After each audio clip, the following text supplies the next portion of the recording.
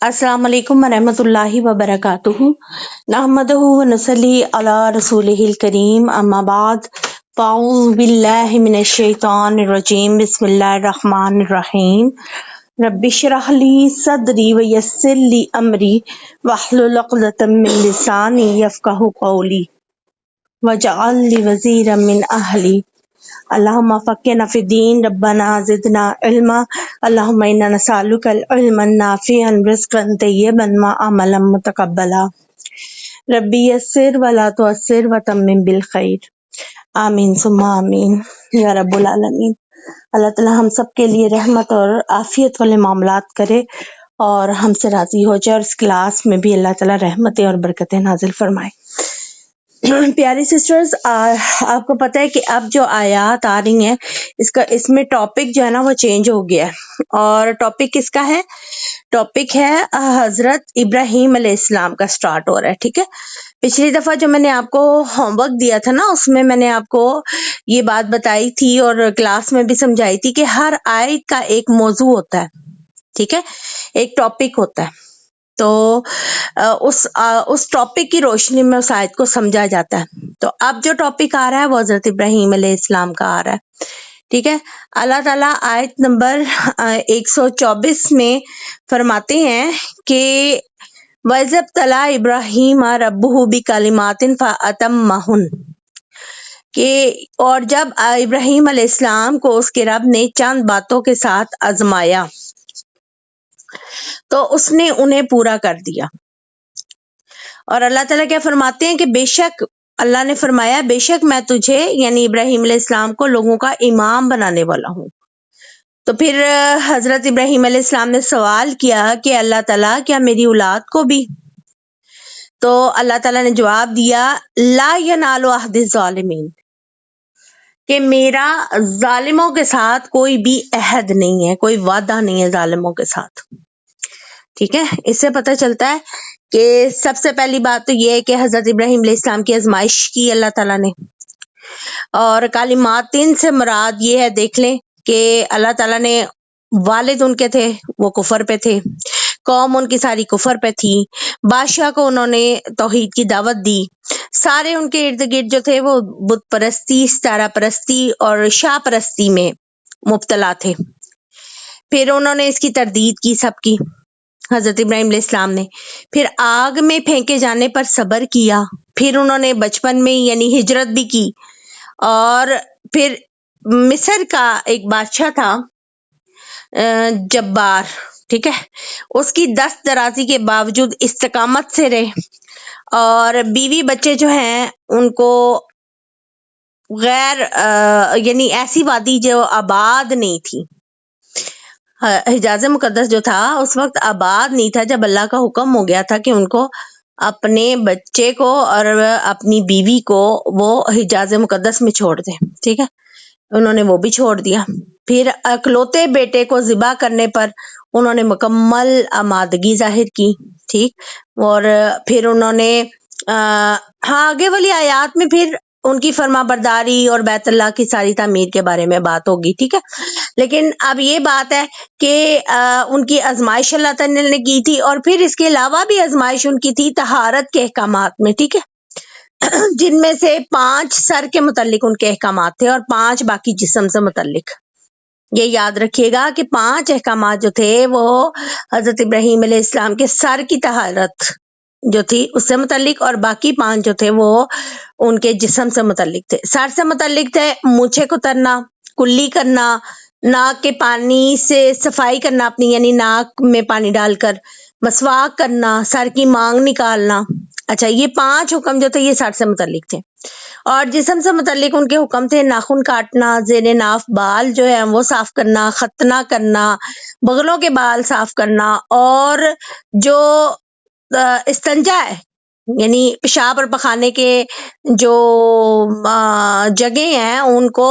पानी से धोना अच्छे तरीके से, और उनके निशानात को भी पानी से धोना। ठीक है, और आप सल्लल्लाहु अलैहि वसल्लम ने कहा कि इन अमूर को अल्लाह ताला ने फितरत में शुमार किया। ठीक है,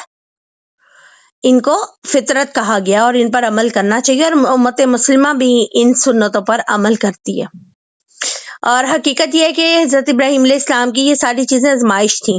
انہیں جو بھی حکم اللہ تعالیٰ نے دیا انہوں نے پورا کیا، ٹھیک ہے. بیٹے کو بڑھاپے میں بھی اگر اللہ نے حکم دیا نا تو انہوں نے پورا کر دیا. 80 سال کی عمر میں انہیں اپنے ختنہ کرنے کا حکم ہوا تھا اور انہوں نے اس کو پورا کر دیا، اور یہ بخاری کی حدیث کے حوالے سے میں آپ کو بتا رہی ہوں، ٹھیک ہے. اب آگے پھر حضرت ابراہیم علیہ السلام کو جب اللہ تعالیٰ نے آزمایا اتنا زیادہ تو پھر لوگوں کا امام بھی بنا دیا. انہوں نے دعا کی کہ اللہ تعالیٰ کہ میری اولاد کو بھی امامت دے. تو وہ جانتے تھے کہ ایسا ہو تو نہیں سکتا، کیونکہ جو انسان اللہ کے احکامات سے روگردانی اختیار کرے گا وہ تو امام لوگوں کا نہیں ہو سکتا. اللہ اکبر. لیکن پھر بھی انہوں نے دعا کی اللہ سے، تو اللہ تعالیٰ نے ان کی دعا ضرور قبول فرمائی، مگر ساتھ ان کو یہ بھی بتایا کہ جو بھی ان کی اولاد میں سے ظالم لوگ ہوں گے، یعنی سب سے بڑا ظلم جو ہے وہ آپ کو پتا ہے کہ شرک کرنا ہے، تو اللہ تعالیٰ نے کہا کہ جو بھی ظالم ہوں گے ان کے ساتھ اللہ کا کوئی عہد نہیں ہوگا. آپ دیکھ لیں کہ امامت ان کو جب عطا کی گئی ہے تو ان کے بیٹے اسحاق علیہ السلام جو تھے ان کی نسل میں سے حضرت یعقوب تھے ان کے پوتے، تو ادھر سے اللہ تعالیٰ نے کافی زیادہ انبیاء جو ہیں ہزاروں کی تعداد میں وہاں پہ مبعوث کیے ہیں، اور آخری نبی جو ہیں وہ آپ صلی اللہ علیہ وسلم بھی انہی کی یعنی نسل میں سے ہیں، حضرت اسماعیل علیہ السلام کے نسل میں سے ہیں، اور آخری پیغمبر مبعوث ہوئے ہیں جو امام الانبیاء. چلیں آگے چلتے ہیں. اگلی آیت میں اللہ تعالیٰ فرما رہے ہیں وَإِذْ جَعَلْنَا الْبَيْتَ مَثَابَةً لِلنَّاسِ وَأَمْنًا. اچھا یہاں پر دیکھیں اللہ فرما رہا ہے کہ اور جب ہم نے اس گھر کو یعنی اللہ کا گھر جو ہے بیت اللہ جو ہے اس کو لوگوں کے لیے لوٹ کر آنے کی جگہ مَثَابَةً لِلنَّاسِ جو ہے نا اس کا مطلب یہ بار بار آنے کی جگہ. آپ اس کو یوں سمجھیں کہ جب آپ حرم ایک تو پہلے آپ کے دل میں ہوتی ہے محبت اللہ کے گھر کی کہ ہم نے جانا اللہ کے گھر میں جانا اللہ کے گھر میں جانا، لیکن جب آپ اس گھر کو دیکھ آتے ہیں تو آپ کے دل میں اور لگن پیدا ہو جاتی ہے نا، آپ کا دل چاہتا ہے بار بار جائیں بار بار جائیں. اصل میں اللہ ہی اپنے بندوں کے دل میں اس گھر کی محبت ڈالتا ہے. یہ اللہ کی محبت کی ایک نشانی ہے کہ ہم اللہ کے گھر سے محبت کرتے ہیں، اور یہ بار بار لوٹ کر آنے کی جگہ اللہ نے بنائی ہے، ٹھیک ہے. امن بھی ہے اس جگہ پر، سراسر امن ہے. آپ نے دیکھا ہے کہ حرمت قرار دے دی گئی ہے مکہ کی جو حدود حرم ہے ان میں. پھر اللہ تعالیٰ جو ہے آگے دیکھیں کہ اللہ تعالیٰ جو ہے انہوں نے حکم دیا کہ ابراہیم علیہ السلام کی جائے قیام کو نماز کی جگہ بناؤ. پھر اللہ تعالیٰ نے کہا کہ ہم نے ابراہیم اور اسماعیل کو تاکیدی حکم دیا کہ تم دونوں میرے گھر کو طواف کرنے والوں اور اعتکاف کرنے والوں اور رکوع کرنے والوں اور سجدہ کرنے والوں کے لیے پاک صاف رکھو، ٹھیک ہے. اب یہ دیکھیں ایک خصوصیت تو آپ امن کی، میں آپ کو ایک مثال ایک اور بھی دے دوں. حرمت قائم ہوئی اس کی مکہ کی اس دین اسلام آنے کے بعد، انقلاب آنے کے بعد، لیکن اس کی کتنی بڑی ایک خصوصیت یہ تھی کہ جب دور جاہلیت تھا نا تب بھی اگر کوئی انسان اپنے دشمن کو مکہ میں دیکھ لیتا تھا نا حرم کے اندر بیت اللہ میں، تو وہ اسے کچھ نہیں کہتا تھا اپنے دشمن کو. اور اللہ نے اس احترام کو بہت زیادہ باقی بھی رکھا اور زیادہ تاکید اور اس میں اضافہ کر دیا. اب مقام ابراہیم کی تفسیر میں نا دو قول ہیں علماء کے مفسرین کے. ایک وہ کہ جس پتھر پر کھڑے ہو کر ابراہیم علیہ السلام نے خانہ کعبہ تعمیر کیا، ٹھیک ہے، اور اس میں یعنی جابر رضی اللہ تعالیٰ عنہ سے بھی مذکور ہے کہ نبی کریم صلی اللہ علیہ وسلم طواف سے فارغ ہوئے تو مقام ابراہیم کی طرف آئے اور یہ آیت پڑھی وَاتَّخِذُوا مِن مَّقَامِ إِبْرَاهِيمَ مُصَلًّى. پھر مقام ابراہیم کو اپنے اور بیت اللہ کے درمیان کر کے 2 رکعت نماز پڑھی، جیسا کہ آج کل حاجی بھی کرتے ہیں نا. اور یہ بات یاد رکھیے گا، صحیح بخاری میں ایک حدیث ہے کہ مقام ابراہیم کے پاس نماز پڑھنے کا مشورہ جو تھا نا حضرت عمر فاروق رضی اللہ تعالیٰ عنہ نے دیا تھا، اور جس کی موافقت جو ہے اللہ تعالیٰ نے فرمائی تھی. اچھا کئی احکامات میں حضرت عمر فاروق رضی اللہ تعالیٰ عنہ کی موافقت جو ہے نا جو اللہ تعالیٰ کے ساتھ ہے وہ 18 ہیں. 18 احکامات ایسے ہیں کہ جس میں اللہ تعالیٰ نے حضرت عمر فاروق کی موافقت جو ہے نا اس کے ساتھ موافقت کی ہے احکامات کی. اللہ تعالیٰ نے بھی حکم دیا انہیں احکامات کا، ٹھیک ہے. اب ایک اور تفسیر ہے اس میں یعنی ابن عباس کا جس میں جو دلیل لیتے ہیں مفسر وہ یہ ہے کہ مقام ابراہیم سے مراد مقام حج ہے یعنی حرم اور عرفات اور جہاں جہاں ابراہیم علیہ السلام نے حج میں قیام کیا. چنانچہ اہل علم فرماتے ہیں کہ طواف کی 2 رکعتیں حرم میں جہاں بھی پڑھ لی جائے نا درست ہے. آج بھی دیکھیں علماء اس دلیل کو لیتے ہیں. پورے مطاف میں یعنی جو صحن ہے اس میں اتنا رش ہوتا ہے کہ بالکل مقام ابراہیم کے قریب جا کے نماز نہیں پڑھی جا سکتی تو ہم تھوڑا دور ہو کے کنارے پہ بھی پڑھ لیتے ہیں. تو یعنی دونوں دلیلیں ہیں اس میں لی جا سکتی ہیں. اب طہارہ بیتی کا لفظ جو استعمال ہوا ہے کہ میرے گھر کو پاک صاف کرو، یہ مطلب نہیں ہے کہ یہاں پر کوڑا کرکٹ نعوذ باللہ پھینکا جاتا تھا یا کچھ بھی. اس کی حرمت تو شروع سے ہی قائم ہے، بلکہ اللہ تعالیٰ نے یہاں پر بت پرستی اور شرک کی تمام نجاستوں سے صفائی کا حکم دیا ہے. ٹھیک ہے نا، کیونکہ آپ کو پتہ ہے طواف، اعتکاف، رکوع اور سجدہ ہر چیز جو ہے وہ اللہ کے لیے ہے اور اللہ کے سوا کسی کو اس کا حق نہیں ہے. تو اللہ تعالیٰ نے ان آیات میں اصل میں مشرکین مکہ کو بھی توجہ دلائی ہے کہ تمہارے باپ کو کیا اللہ تعالیٰ نے حکم نہیں دیا تھا کہ خانہ کعبہ صاف کرو، ان نجاستوں سے پاک کرو، اور تم نے این خانہ کعبہ میں لا کر بت کھڑے کر دیے اور ان کی تم عبادت کرنا شروع ہو گئے. اب دیکھیں آیت نمبر 126 کی طرف چلتے ہیں جس میں اللہ تعالیٰ نے ابراہیم علیہ السلام کی ایک اور دعا جو ہے اس کو قبول کیا ہے کہ اور جب ابراہیم علیہ السلام نے کہا اے میرے رب اس جگہ کو امن والا شہر بنا دے اور اس کے رہنے والوں کو پھلوں سے رزق دے جو ان میں سے یعنی جو ان میں سے اللہ تعالیٰ اور آخرت پر ایمان رکھے نا ان کے بارے میں. تو اللہ تعالیٰ نے اس کے جواب میں فرمایا کہ جس نے کفر کیا میں اسے بھی تھوڑا سا فائدہ دوں گا، پھر اسے آگ کے عذاب کی طرف بے بس کر دوں گا اور وہ لوٹنے کی بری جگہ ہے. دیکھیں حضرت ابراہیم علیہ السلام کی اللہ تعالیٰ نے یہ بھی دعا قبول فرمائی اور مکہ معظمہ کو امن والا شہر بنا دیا. اب دیکھیں اس کے امن میں کیا شامل ہے، اس کی حرمت میں کیا شامل ہے، کسی کا خون نہیں بہانا، درخت نہیں کاٹنے، شکار کو نہیں بھگانا یعنی شکار نہیں کرنا کسی قسم کا، اور رزق کی فراوانی بھی. آپ دیکھیں کہ مکہ میں کھیتی باڑی تو نہیں ہوتی نا، نہ کوئی پھل فروٹ اگتے ہیں، اس کے باوجود سارا سال دنیا کی ہر نعمت جو ہے وہ مکہ میں موجود ہوتی ہے اور ہر قسم کا غلہ اتنی فراوانی سے ملتا ہے کہ حضرت ابراہیم علیہ السلام کی دعا کی قبولیت جو ہے نا انسان کو نظروں سے اپنی آنکھوں سے اس کا انسان مشاہدہ کرتا ہے. تو اللہ تعالیٰ اپنے بندے کی دعائیں بھی قبول کرتا ہے، یہ بھی اس بات کی بھی دلیل ہے. اب سب سے پہلے تو اللہ تعالیٰ کے نبی حضرت ابراہیم علیہ السلام نے اپنی یعنی اولاد کے لیے امامت کی دعا کی تھی. تو اللہ نے کہا تھا کہ ظالموں کو میرا عہد نہیں پہنچے گا. اب رزق کی وقت جب حضرت ابراہیم علیہ السلام نے کہا نا کہ اللہ تعالیٰ صرف جو نیک اور توحید پرست لوگ ہیں ان کو رزق دینا، تو اللہ تعالیٰ نے کہا کہ رزق تو میں پوری دنیا میں کفار کو بھی دوں گا لیکن اینڈ جو ہے نا ان کا برا ہوگا. سمجھ آگے کہ اینڈ جو ہے نا وہ ان کا برا ہوگا کفار کا. اچھا یہ بھی اس سے ہمیں دلیل ملتی ہے کہ جب خانہ کعبہ کی اگلی آیت میں نا ہمیں دلیل ملے گی کہ جب خانہ کعبہ کی دیواریں اٹھا رہے تھے تو حضرت ابراہیم علیہ السلام نے دعائیں کی ہیں. تو جب بھی انسان کوئی نیک عمل کرے تو اس کا حوالہ دے کر بھی دعائیں کر سکتا ہے. ٹھیک ہے.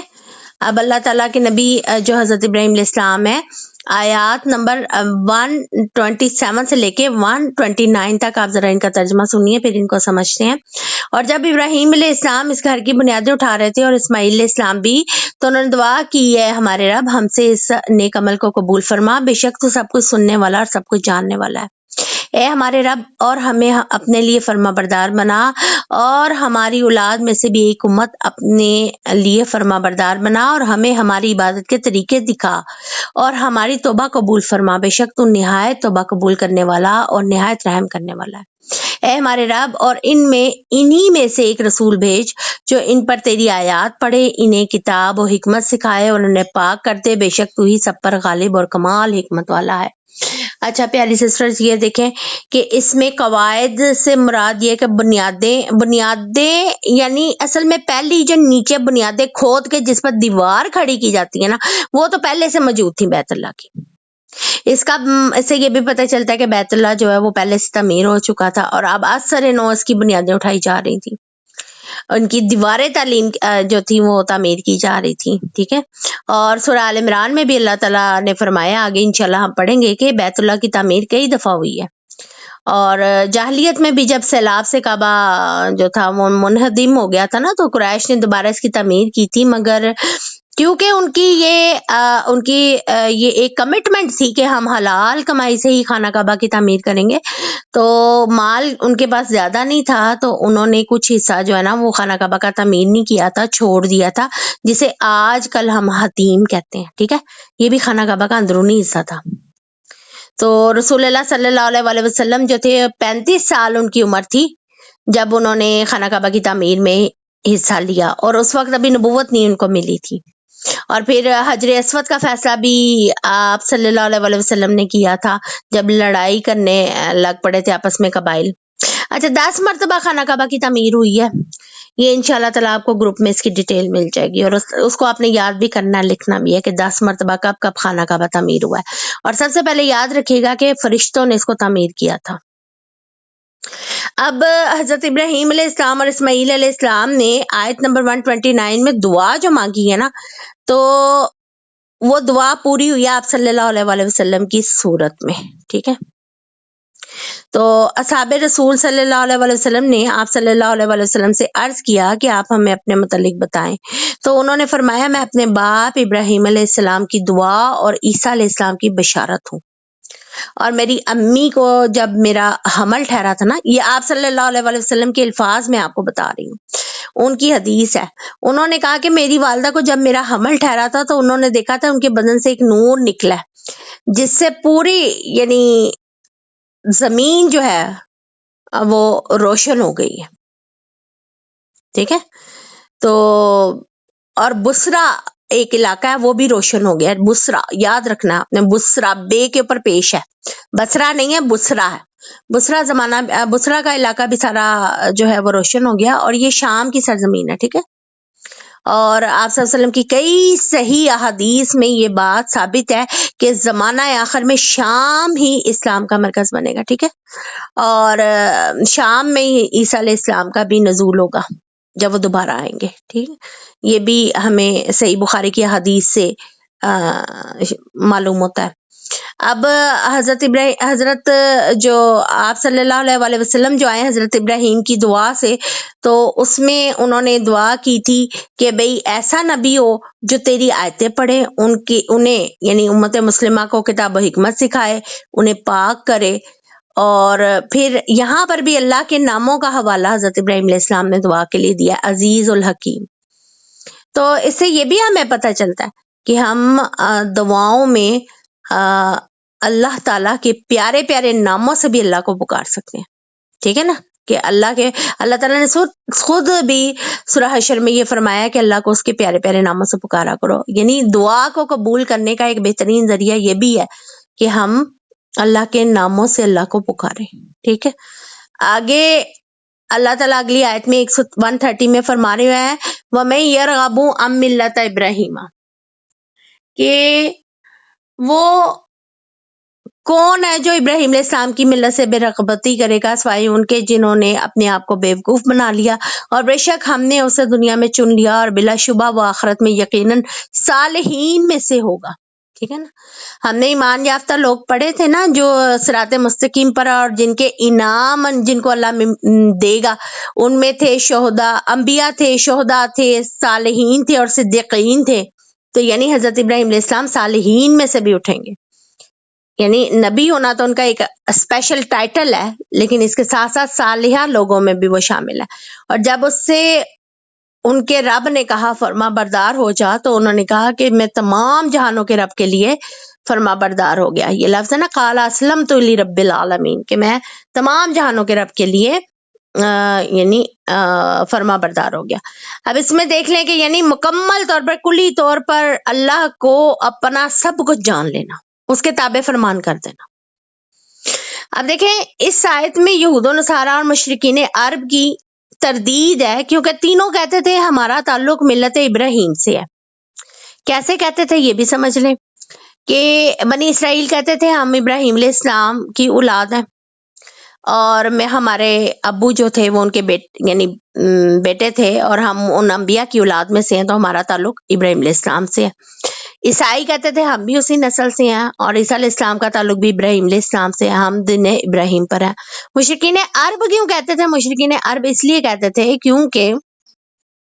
مشرکین عرب جو تھے وہ خانہ کعبہ کے متولی تھے، اور وہ کہتے تھے ہم دین ابراہیم پر۔ یہ آپس میں تینوں لڑتے بھی تھے اس بات کے کہ ہم تینوں میں سے یعنی کہ ایک جو ہے وہ ملت ابراہیم کا دعوے دار ہے، اور وہ سب کہتے تھے کہ ہم دعوے دار ہیں، اور دوسرے کی شدید مخالفت کرتے تھے۔ اور حالانکہ ان تینوں طبقات نے، ان تینوں نے شرک اور بدعت کو اپنے اندر شامل کر لیا ہوا تھا۔ یہود نے عزیر علیہ السلام کو اللہ کا بیٹا بنا رکھا تھا، نصرانی جو تھے 3 خداؤں کا عقیدہ رکھتے تھے، اور مشرکین جو تھے انہوں نے بت پرستی۔ تو اللہ کہتا ہے کہ بتاؤ ذرا کہ ابراہیم علیہ السلام تو اپنا چہرہ جو تھا انہوں نے اللہ کے لیے کر لیا تھا، فرما بردار تھے وہ اللہ کے، تو تم لوگ کس کے فرما بردار ہو؟ تم لوگ تو اس دین پر نہیں ہو۔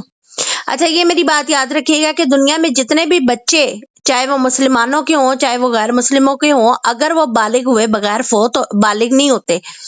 تو چھوٹے ہوتے ہیں، تو وہ جب فوت ہو جاتے ہیں تو ان کو حضرت ابراہیم علیہ السلام کی کفالت میں دیا جائے گا۔ یہ آپ نے یاد رکھنا، کیونکہ آپ صلی اللہ علیہ وسلم کے یعنی اقوال میں سے یہ ہے نا کہ اور اللہ تعالیٰ نے فرمایا ہر بچہ اپنی فطرت پر ہے، اور فطرت اس کی اسلام ہے، توحید پرست ہوتا ہے، اس کو ہندو، مسلمان، عیسائی، سکھ کون بناتے ہیں؟ اس کے ماں باپ بناتے ہیں۔ تو جب تک بچہ بالغ نہیں ہوتا نا، اگر بالغ ہونے سے پہلے بچہ فوت ہو جائے تو جتنے بھی بچے فوت ہوں گے جو بالغ نہیں ہیں، کسی بھی مذہب سے تعلق ہو، پوری دنیا کے، وہ سب جب فوت ہو جائیں گے نا، 10 سال سمجھ لیں، 10 سال سے چھوٹے جتنے بھی بچے فوت ہوں گے وہ حضرت ابراہیم علیہ السلام کی کفالت میں دیے جاتے ہیں، ٹھیک ہے؟ اور تمام مسلمانوں کے تو دیے ہی جاتے ہیں بچے، سمجھ گئے؟ یہ پیاری سسٹر آج ہم نے 131 تک آیات جو ہیں وہ پڑھی ہیں۔ اس کے بعد جو ہے نا وہ ٹاپک دوبارہ ہے ابراہیم علیہ السلام کا ہی، لیکن ٹاپک تھوڑا سا چینج اس لیے ہو رہا ہے کہ اس میں حضرت یعقوب کا بھی ذکر آ گیا، انبیاء کا ذکر بھی آ گیا، تو انشاءاللہ تعالیٰ اس کو ہم پڑھیں گے، اور مجھے امید ہے